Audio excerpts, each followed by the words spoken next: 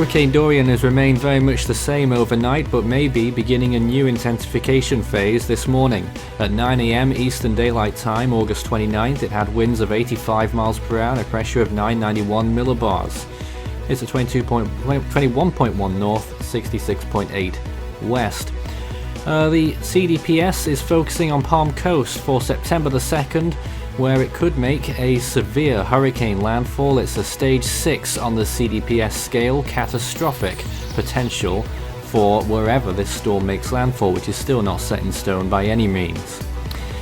Here it is in terms of its geographical location projected on the screen, moving out towards more open waters. It will bypass the Bahamas to the east but could strike the northernmost islands. It's 277 miles from Coburn town right now, 722 from the capital Nassau, 838 from Freeport, 905 from Miami and 1048 from Orlando. Coburn town of course being in the Turks and Caicos Islands there. No warnings are in effect at this time.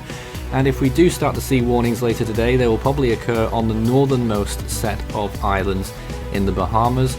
Watches and warnings probably won't come into effect for Florida until at least tomorrow and probably late on.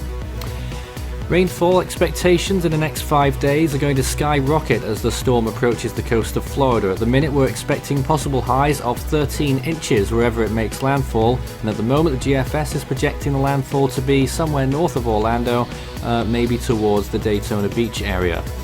Other models calling for it to strike further south indeed, still at this point, and still that potential for the storm to enter the Gulf of Mexico. Sea surface temperatures look like this, 28 or maybe 29 degrees Celsius, warm enough all the way up until its landfall. Again, a look at what the GFS is predicting here. The green areas showing tropical storm force winds. You'll see some yellows there, that's hurricane force winds as well, and if you start to see the darker oranges, you'll see that is getting towards major hurricane status. So by the time we get to the weekend, it passes just north of those northernmost islands of the Bahamas, and there it is, just passing north of Cape Canaveral, making landfall on the eastern coast of Florida, maybe on Monday. It will then move inland, probably towards the northwest. Whether it makes landfall further south or not, it will eventually turn towards the north and maybe do a full recurve, we'll see.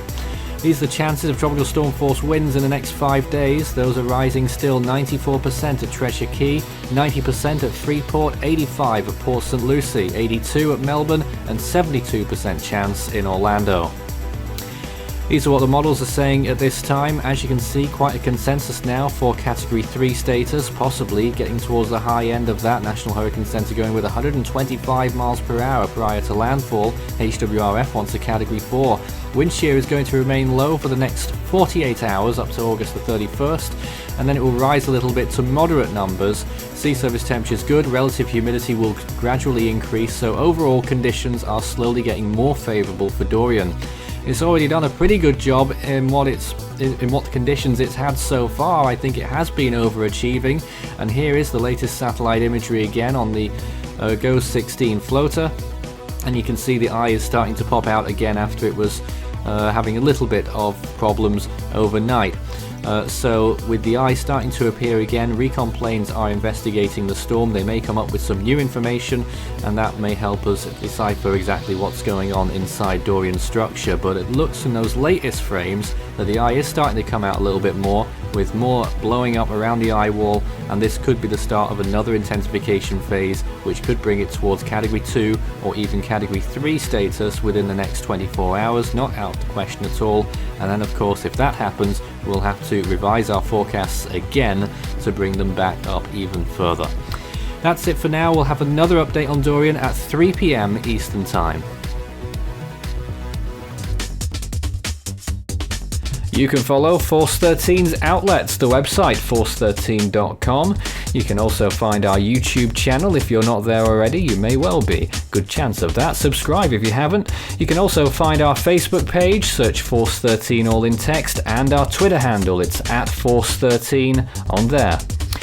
You can also help the project become even better by becoming a patron. You can see more information about all the benefits involved by visiting patreon.com/Force13. With a special thanks to these people for being our most valued patrons this month: You can also check out our growing merch store so you can show Force 13's colours wherever you go. You can also find a link to our Discord server underneath this video in the description.